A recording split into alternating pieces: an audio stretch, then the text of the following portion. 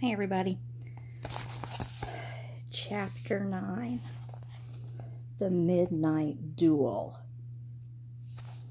Sounds a little ominous. Let's read.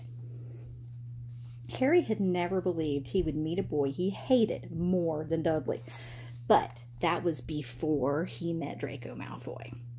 Still, first-year Gryffindors only had potions with the Slytherins, so they didn't have to put up with Malfoy much, or at least they didn't until they spotted a notice pinned up in the Gryffindor common room that made them all groan. Ugh. Flying lessons would be starting on Thursday, and Gryffindor and Slytherin would be learning together. Oh no. Typical, said Harry darkly. Just what I always wanted, to make a fool of myself on a broomstick in front of Malfoy. He had been looking forward to learning to fly more than anything else. You don't know you'll make a fool of yourself, said Ron reasonably. Anyway, I know Malfoy's going on about how good he is at Quidditch, but I bet that's all talk. Malfoy certainly did talk about flying a lot. He complained loudly about the first years never getting on the house Quidditch teams, and told long, boastful stories that always seemed to end with him narrowly escaping muggles and helicopters. He wasn't the only one, though. The way Seamus Finnegan told it, he'd spent most of his childhood zooming around the countryside on his broomstick. Even Ron would tell anyone who'd listen about the time he'd almost hit a hang glider on Charlie's old broom. Everyone from wizarding families talked about Quidditch constantly. Kind of like how we talk about football or baseball. Ron had already had a big argument with Dean Thomas, who shared their dormitory, about soccer. Ron couldn't see what was exciting about a game with only one ball where no one was allowed to fly. Harry had caught Ron prodding Dean's poster of West Ham's soccer team, trying to make the players move. Neville had never been on a broomstick in his life because his grandmother had never let him near one. Privately, Harry felt she'd had good reason, because Neville managed to have an extraordinary number of accidents even with both feet on the ground. Hermione Granger was almost as nervous about flying as Neville was. This was something you couldn't just learn out of a book. Not that she hadn't tried. At breakfast on Thursday, she bored them all stupid with flying tips she'd gotten out of a library book called Quidditch Through the Ages. Neville was hanging on to her every word, desperate for anything that might help him hang on to his broomstick later. But everybody else was very pleased when Hermione's lecture was interrupted by the arrival of the mail.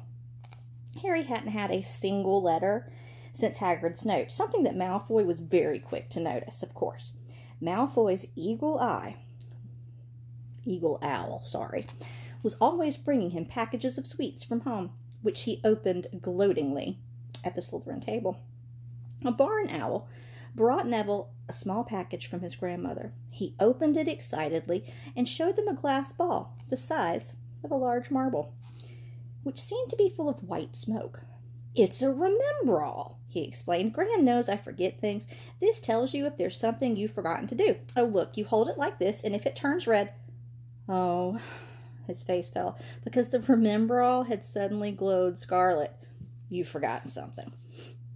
Neville was trying to remember what he'd forgotten when Draco Malfoy, who was passing the Gryffindor table, snatched the Remembrall out of his hand. Harry and Ron jumped to their feet. They were half hoping for a reason to fight Malfoy, but Professor McGonagall, who could spot trouble quicker than any teacher in the school, was there in a flash. "What's going on?" "Malfoy's got my Remembrall, Professor." Scowling, Malfoy quickly dropped the Remembrall back on the table. "Just looking," he said, and he sloped away with Crabbe and Goyle behind him. At 3:30 that afternoon, Harry, Ron, and the other Gryffindors hurried down the front steps onto the grounds for their first flying lesson. It was a clear, breezy day, and the grass rippled under their feet as they marched down the sloping lawns toward a smooth, flat lawn on the opposite side of the grounds to the Forbidden Forest, whose trees were swaying darkly in the distance. The Slytherins were already there, and so were 20 broomsticks lying in neat lines on the ground. Harry had heard Fred and George Weasley complain about the school brooms, saying that some of them started to vibrate if you flew too high, or always flew slightly to the left. Their teacher, Madam Hooch, arrived. She had short gray hair and yellow eyes like a hawk. Well, what are you waiting for? She all barked. Everyone stand by a broomstick. Come on, hurry up. Harry glanced down at the broom. It was old, and some of the twigs stuck out at odd angles. Stick out your right hand over your broom, Madam Hooch said up front, and say, up! Up! Everyone shouted. Harry's broom jumped into his hand at once, but it was one of the very few that did. Hermione Granger's had simply rolled over on the ground, and Neville's hadn't moved at all. Perhaps brooms, like horses, could tell when you were afraid, thought Harry. There was a quaver in Neville's voice that said only too clearly that he wanted to keep both of his feet on the ground. Madam Hooch then showed them how to mount their brooms without sliding off the end, and walked up and down the rows correcting their grips. Harry and Ron were delighted when she told Malfoy that he'd been doing it wrong for years. Now, when I blow the whistle, you kick off from the ground. Hard, said Madam Hooch. Keep your broom steady, rise a few feet, then come straight back down by leaning forward straightly. On my whistle, 3, 2, but Neville, nervous and jumpy and frightened of being left on the ground, pushed off hard before the whistle had even touched Madam Hooch's lips. Come back, boy, she shouted. But Neville was rising straight up, like a cork shot out of a bottle, 12 feet, 20 feet. Harry saw his scared white face, looked down at the ground falling away, saw him gasp, slip sideways off the broom, and wham! A thud and a nasty crack, and Neville lay face down on the grass in a heap. His broomstick was still rising higher and higher, and started to drift lazily toward the forbidden forest and out of sight. Madam Hooch was bending over Neville, her face as white as his. Broken wrist, Harry heard her mutter. Come on, boy, it's all right, up you get. She turned to the rest of the class. None of you is to move while I take this boy to the hospital wing. You leave those brooms where they are, or you will be out of Hogwarts faster than you can say Quidditch. Come on, dear. Neville, his face tear-streaked, clutched his wrist, hobbled off with Madam Hooch, who had her arm around him.